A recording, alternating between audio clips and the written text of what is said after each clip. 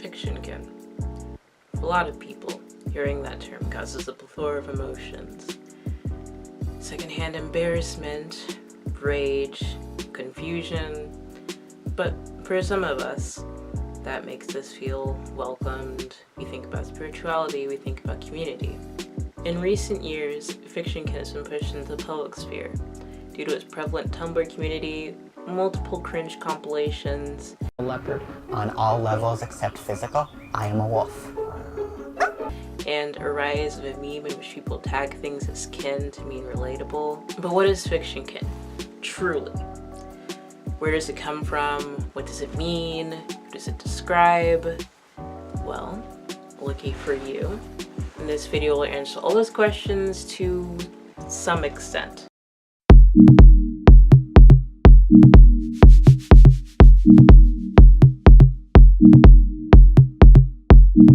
So, you might ask, who are you?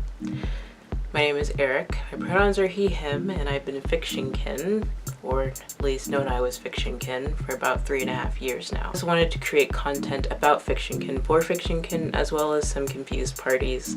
There's a lot of misinformation about us out there in the world, and I want to debunk that in a public platform. But really, first, to dive into this subject, we have to answer the question, what is Fictionkin? Well, to answer that question, you have to answer the question, what is Otherkin?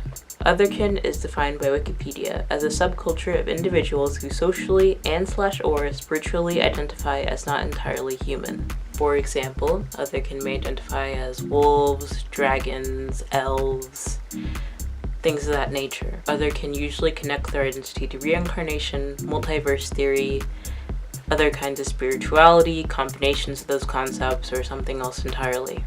In tandem, Fictionkin are people who identify with fictional characters or beings and also connect that to reincarnation, multiverse theory, and related concepts. Disclaimer. There are some blurred lines with the whole fiction point, as elves and dragons are fictional to some extent. And that is why I'll be talking about Otherkin so much in this video, because the histories are very much entwined and in some ways overlap. Disclaimer 2. Now, some people identify as Fictionkin or Otherkin and base that on their relation with the character or being and using it to cope with a mental illness or just in general evoking how much they relate with the character. While Fictionkin whose identity is centered around reincarnation or related beliefs may use that identity to cope with their issues, this is markedly different from people whose identities are solely based on their relation with the character or using that relation to cope with something else. This video is not really centered on people who are Fictionkin to cope, but is more centered on people who are Fictionkin because spiritual or metaphysical beliefs.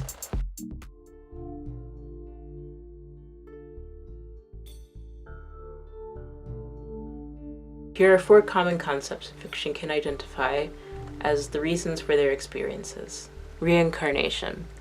This is the most popular belief. This individual believes that they have carried traits and/or memories over from a past life to this life. Misplaced soul. They believe their soul was placed in the wrong body. A walk-in event. The soul of another being has switched places with the previous soul who occupied the body. For instance, if someone is kin with Link from Legend of Zelda via a walk-in event, the soul of Link has switched places with the original normal soul that was at one point in their body. Soul pieces. Pieces of multiple souls are fused together and inhabit one body. Okay, so I just explained that, but you might ask, how can you be reincarnated from something that's fictional? I will be explaining this from the view of multiverse theory, as it's the one that I'm most familiar with and the most accepted in the Fictionkin community.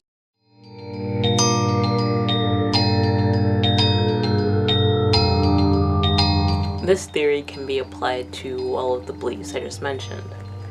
The multiverse is a metaphysical/scientific theory that, very simply put, says that there are infinite universes where each and everything that exists in our universe could be different.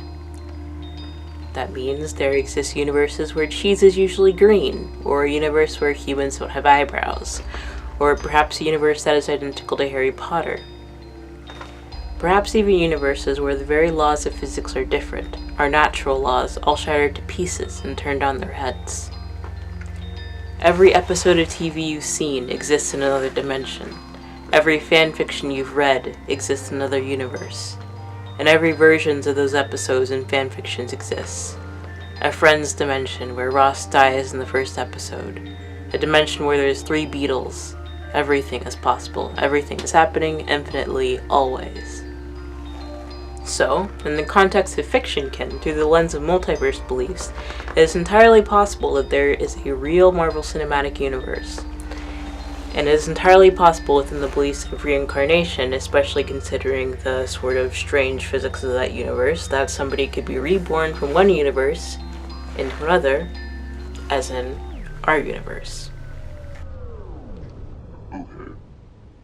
But how does that work? Like, how do you know? Let's paint a picture. Someone watches, say, Star Wars and feels an intense emotional, psychic, and spiritual connection to Luke Skywalker. They feel like they are Luke in every way possible, in a sense even beyond strongly relating to him. They might not even necessarily relate to him at all, they just feel they are him. They begin to receive strong mental and sensory images and sensations of another time that is remarkably similar to the Star Wars source material. These can manifest as random mental flashes, dreams, or access through meditation, astral travel, or past life regression. That person is kin of Luke Skywalker. How they choose to investigate that and figure out what their personal experience is up to them. Whether they think that they are a product of multiverse reincarnation, or they find that they are one Luke out of many Lukes all Luking at the same time. Whatever. But it is all based on one idea, that this person is Luke Skywalker in either a past life or simultaneous life. Okay. Where the fuck is this coming from? I'm glad you asked. People mistakenly believe that Fictionkin is just some new Tumblr thing because it got a lot of exposure in like 2012 or something like that. But really, the Kin community has been realized in some sense since the 1970s. Now, let me take you into a relatively quick rundown of the history of Kin.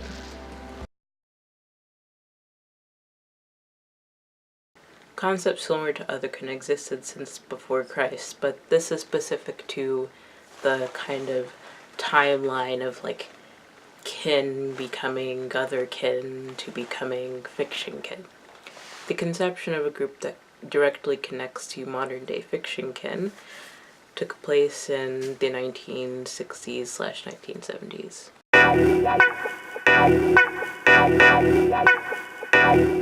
The Elf Queen's daughters were a group of individuals who considered themselves to be elves. The group began in 1972. An elven kin named Zardoa Silverstar, who had close contact with EQD, mentioned in a public webpage that he dissolved a marriage with a woman he met at college. He says, "She was an elf. We mean she knew herself to be elfin. She had read Tolkien several times, and immediately said, 'I'm an elf.'" And these accounts are especially interesting because they mirror a lot of experiences that modern fiction can have. Many fiction can find themselves through an intense experience with their source material or through meeting other fiction kin. The Elf Queen's daughters published many articles in the 70s, including in Green Egg, a neo-pagan magazine. However, they stopped publishing letters in 1977 and soon after dispersed. In some of the writings of the Elf Queen's daughters, it can be noted that there were, in fact, hobbits among them. This is super important and relevant to Fictionkin because this is one of the first documented instances of people identifying with beings that were specifically fictional beings.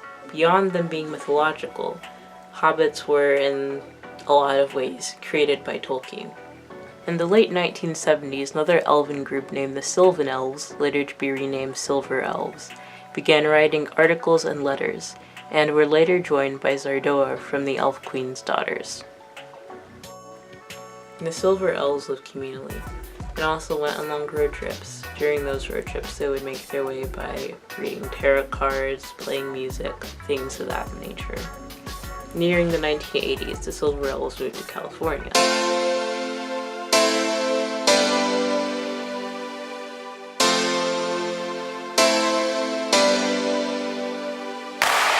In 1981, a subculture that channeled extraterrestrial surfaced with an estimate of how many people could have been extraterrestrials in their past lives, possibly unbeknownst to them. These people were called Wanderers. They estimated that there were approximately 65 million Wanderers on Earth. Throughout the 80s, the Silver Elves continued to live communal and nomadic lives. The pagan newspaper, Circle Network News, printed an article about the Silver Elves. An excerpt reads, "Unlike many groups who demand that an aspirant serve a probationary period before being permitted to join them, these elves have no such requirement. Nor do we require that one must be an elf. We will live with elf and gnome and fairy and pixie and all manner of folk. All we do require is that seekers be sincere in their interests and that there be mutual respect and affection. We do not confer elfdom on anyone. We never anoint someone as an elf. It has always been our position that no one, absolutely no one, has the right to say who is or is not an elf, save the individuals themselves. They, and only they, have the final word on whether they are elves, gnomes, pixies, men, or women." This is one of the first instances of any clear dogma in kin communities in this time period. Self-determination and acceptance are evidently key. It is also evident that kin such as pixiekin, gnomekin, and so on were present in proto-kin/elven communities.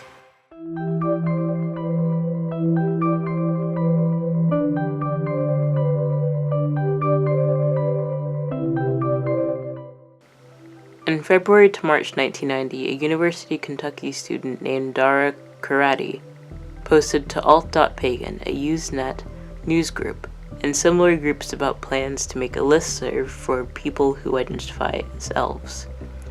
Karate says to Orion Scribner, "Before there was a list, there was a fair amount of private email going back and forth between myself and people who responded to my news group posts.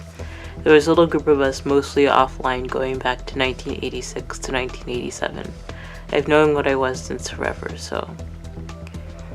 Karate also contacted the Silver Elves and would go on to found the Elfin Digest, a publicly joinable mailing list.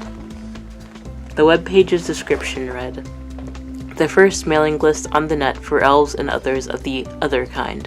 The Elfin Digest was established in 1990, operating from the University of Kentucky. This is not a list for or about role-playing or role-playing games. We're elves.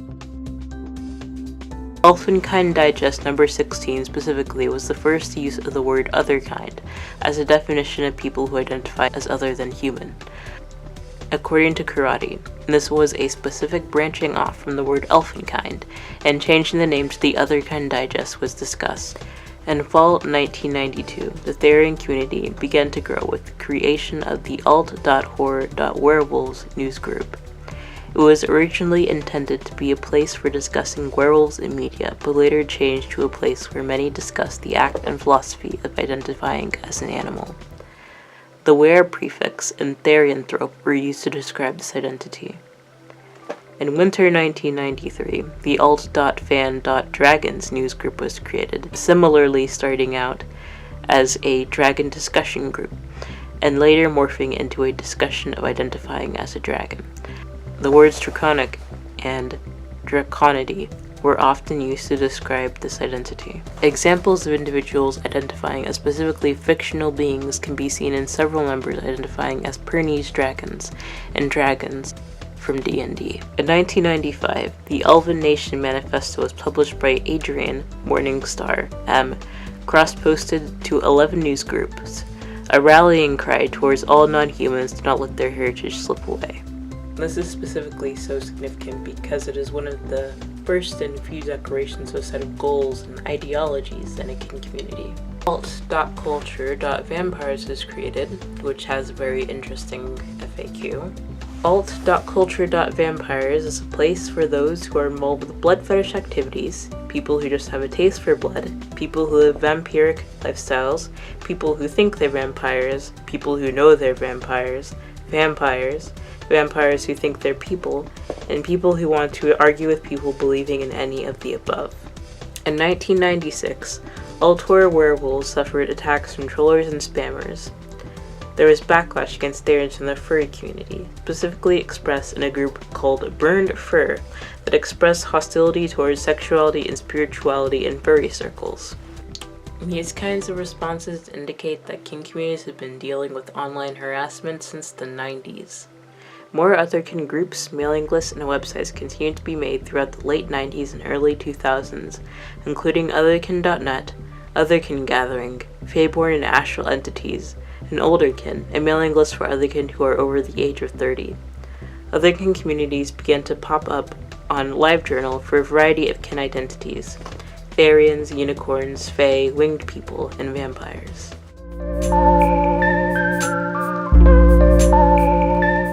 The first clear instances of somebody identifying as a fictional character was in 2001, evident by the existence of a website called Temple of the Otherkin, hosted by Otherkin.net.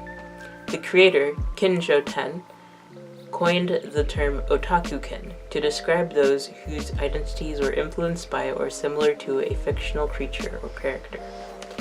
In 2004, an article written by Sprite Revenshot encourages Otherkin to not be afraid to identify as a race from fiction. The apparent bad reputation otakukin have in the Otherkin community is noted and countered with the fact that most myths are old stories. Back then, and even now, there's been contention about the supposed validity of Fictionkin. I've been in groups where people enter these spaces just to say that Fictionkin aren't real. Like, you're a whole dragon, but somebody being a homestuck troll was too much for you. Right. The Fictionkin website From Fiction was created on LiveJournal in 2006, moved to an independent domain which is now defunct, aside from the creators From Fiction Tumblr blog and Dreamwidth. The site included many articles like What are Otakukin or Otakukin Crazy and the Doppelganger Problem. It's unclear when the term Fictionkin started to be used, but it was definitely popularized by the Tumblr community, which almost exclusively uses the term Fictionkin and the Fictionkin tag. Now that the lengthy history of Fictionkin/Otherkin/kin in general has been gone over, let's go over some of the questions people usually have. Roll clip.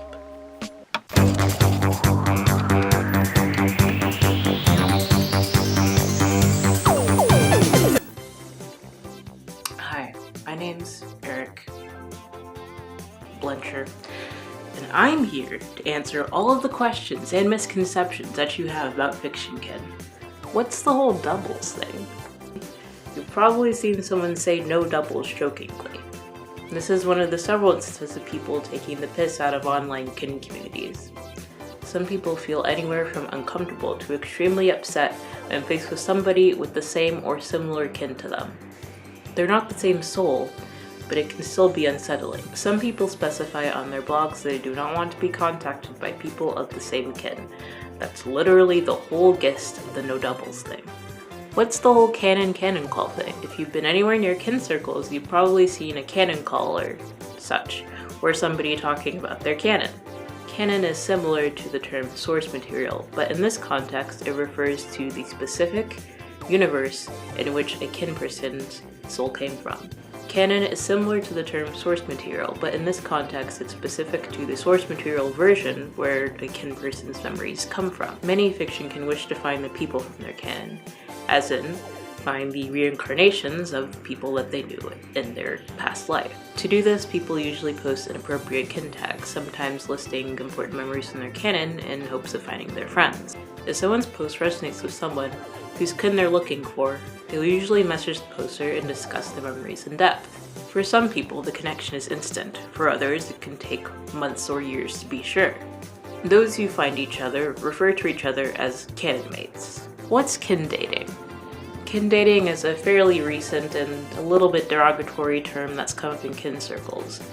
some kin date kin, who are kin with characters they are romantically involved with in their past life. They do this for no other reason than besides the fact that they're kin with the character they were with in a past life, regardless of whether or not they're canon mates. There are loads of people in committed relationships found through canon mate connections, but this term usually refers to disingenuous romantic relationships. Fictionkin are just mentally ill.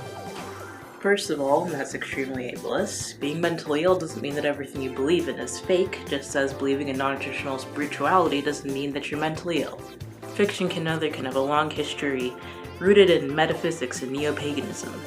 It's a legitimate spirituality, and the mental state of someone shouldn't invalidate their experience. While some people do use Fictionkin solely as a means of coping with mental illness, that's definitely not the case for everyone. Just as religions like Christianity, Hinduism, and Wicca deserve to be respected, so does Otherkin and Fictionkin. Fictionkin can't be explained by logic/science, so it's obviously fake. Well, neither can most religions or spiritualities, so at that point, that's just an issue with religion in general, not Fictionkin. Also, science is a human ideology and is not the final say in existence. We literally learn new things about science every day and debunk our own findings every day. We literally don't know shit about how the universe works, but go off. Fictionkin are all teenagers who don't go outside. Some people think that most Fictionkin are teenagers because of the vast Tumblr community. You have to realize that most of the Tumblr community is teens and young adults. There are kin all over the age scale. You may just not see them because of the platform that you're using. As for going outside, it's obvious that that's a joke that people make to make fun of people that they think are too sensitive about things that they perceive they should not be sensitive about. But in reality, loads of Fictionkin have active social lives. They attend school, college, have careers, and families. They're people, just like everyone else. Shocker. Isn't the Fictionkin community really wild and dangerous? Not really. There are heated arguments like there are in any community. And of course the weird shit will get hyped up and spread around other communities because it's, well, weird. But the communities are generally good if you surround yourself with open-minded and mature people, though to be fair that is hard to do on the internet. Kin drama. To be frank, the majority of kin drama happens between young, immature, and insecure teenagers. It doesn't help that the atmosphere on Tumblr is pretty toxic to begin with. Less of a problem with Fictionkin and more of a problem with the platform and the people on it. This isn't to say that drama doesn't break out between kin adults. It does, and I've seen it happen. But drama happens all the time, and it is often blown out of proportion for laughs on Tumblr. Fictionkin think they're LGBT or otherwise oppressed. More often than not, if you see somebody who claims to be oppressed because they're Fictionkin or says that Fictionkin is part of the LGBTQ+ community, they are a troll. Fictionkin trolls are overwhelmingly common.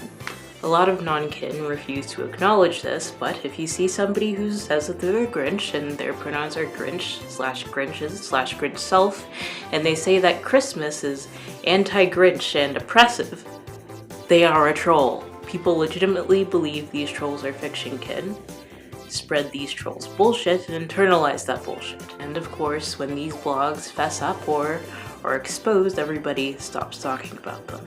And thus the cycle continues.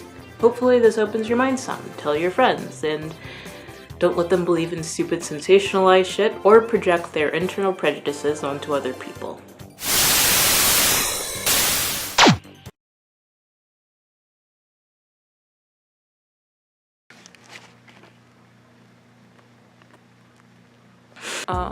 Hello, thanks for watching all the way through. This was a lot of fun to make and also painful. I love Adobe Premiere. If you want to learn more or see any of my sources, they're cited in the description. If you have any questions or anything like that, feel free to comment. Or if you just want to give your opinion, I'd love to see that too. If you're a troll, you probably haven't even watched this far along, but please don't comment your mindless hate. I'll just delete it. Please don't waste my time. I want to say thanks to the channel Therian Nation for your advice, and I also want to say thank you to Dara Karate for giving some insight and answering my questions. I really hope I haven't butchered your name too much in this video. Thank you so much for talking with me. I'll be making more videos on these kinds of topics in the future, like about kin race discourse and other completely random shit. So watch this space, as in subscribe perhaps. I have a Twitter, Tumblr, and Instagram, Bike Nesmith, where I post my illustration work. I talk about trans issues, talk about politics, talk about fandom stuff, sometimes talk about kin things. I also have an Instagram dedicated specifically to makeup and kin things and video making in general, which is Lensured. All those social medias are linked below, so follow them if you want to. And yeah, generally thanks for watching. See ya.